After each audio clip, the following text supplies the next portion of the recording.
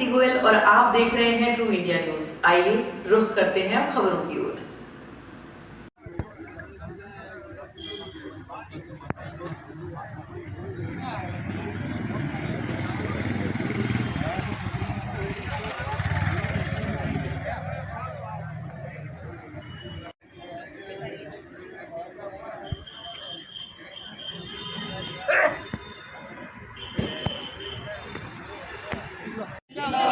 Pensioners एकता, कर्मचारी एकता, विश्वविद्यालय pension दो, हमारा वादा पूरा करो, हमारी डिमांड पूरी करो। पेंशन नहीं तो कुर्सी छोड़ो, पेंशन नहीं तो कुर्सी छोड़ो, पेंशन नहीं तो कुर्सी छोड़ो।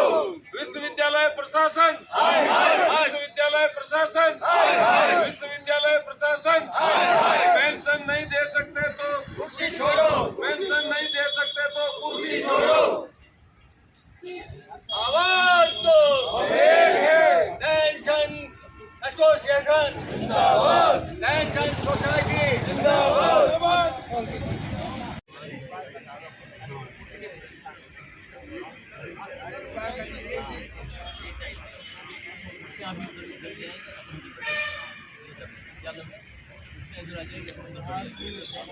हमारे कर्मचारियों की सबकी फोटो आनी चाहिए अखबार में, नहीं तो परसों तुमको भी नहीं आने देंगे। जी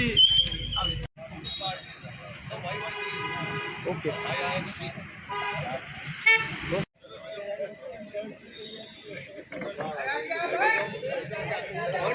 कैच भाई हमारी फोटो कैच।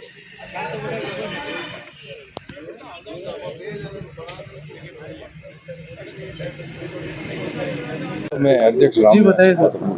जय नारायण व्यास विश्वविद्यालय पेंशनर सोसाइटी का अध्यक्ष मैं प्रोफेसर रामनिवास वर्मा।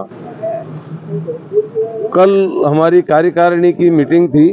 उस मीटिंग में कुलपति ने हमसे आग्रह किया कि मैं आपकी मीटिंग में आकर के जो जयपुर में मीटिंग हुई फाइनेंस सेक्रेटरी के साथ उसका ब्यौरा बताना चाहता हूं। तो हमने कहा आप ब्यौरा बता करके क्या करेंगे, हमें डेट बताइए किस डेट को आप पेंशन दे रहे हैं। तो उन्होंने कहा मैं आकर के आपको बताऊंगा। फिर वो हमारी कार्यकारिणी की मीटिंग में आए, उन्होंने सब बातें बताई कि हमारा ये प्रोग्राम है, ये प्लान है, सरकार ने हमें ये कहा जमीन का मॉर्गेज कर दो और हम आपको लोन दे देंगे, 1 साल तक ब्याज फ्री होगा, एसेट्रा एसेट्रा। लेकिन हमने कहा साहब आपने थाली हमें परोस के रख दी और दूर रखी है, हमें लगी है भूख, हमें 2 महीने की पेंशन नहीं मिली है, हमें पेंशन चाहिए। पेंशन की आप डेट फिक्स करके बताइए किस डेट को आप हमें पेंशन देंगे। तो उन्होंने कहा कि मैं अभी पेंशन की डेट बताने में असमर्थ हूँ। तो हमने कहा फिर ठीक है, फिर अब आपको आने की कोई जरूरत ही नहीं थी। जब आप गए जयपुर इसीलिए थे कोई पेंशन का मसला सॉल्व करके लाऊंगा और आप सॉल्व करके नहीं लाए, सिवाय सजेशंस के उन्होंने भी कुछ नहीं दिया और आपने भी कुछ नहीं किया।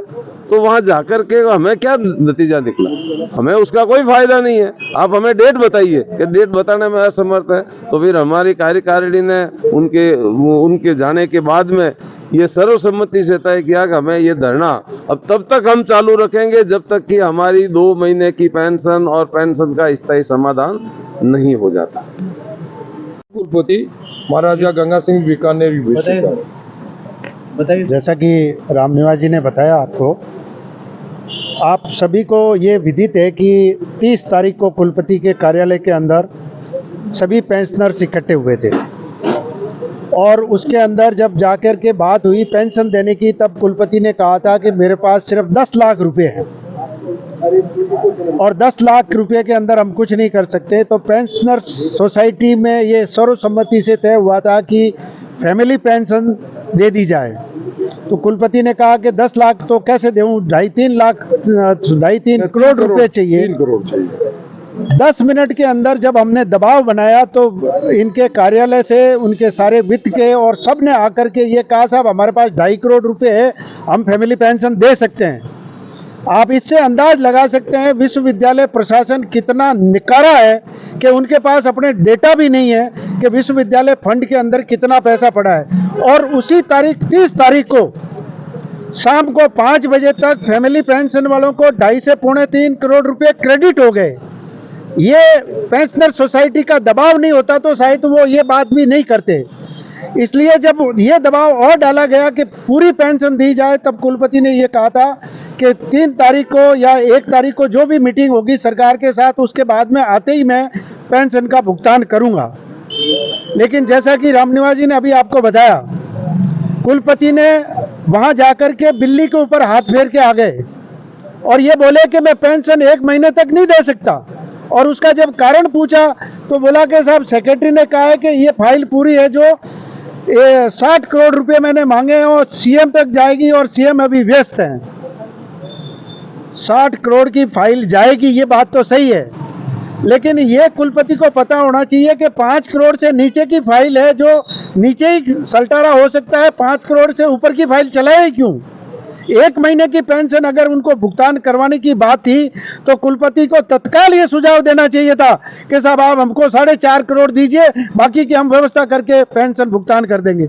लेकिन ऐसी बात करने की बजाय कुलपति सिर्फ ये कह के आ गए कि हाँ साहब ये आप 60 करोड़ दीजिए, ये फाइल चला दीजिए, ये कर दीजिए, इससे तो अगले मई आ जाएगा और मई के अंदर हमारे 3 महीने की पेंशन ड्यू हो जाएगी। इन सब बातों को ध्यान में रखते हुए ये निर्णय लिया गया था कि ये धरना जारी रहेगा। कुलपति ने दूसरे कई चीजें बताई है कि हम विश्वविद्यालय की बाहर की जमीन को सरकारी एजेंसी को देकर के उसके ऊपर कॉमर्शियल व्यवसाय शुरू कर देंगे, उससे किराया आएगा तो हमारा समाधान होगा।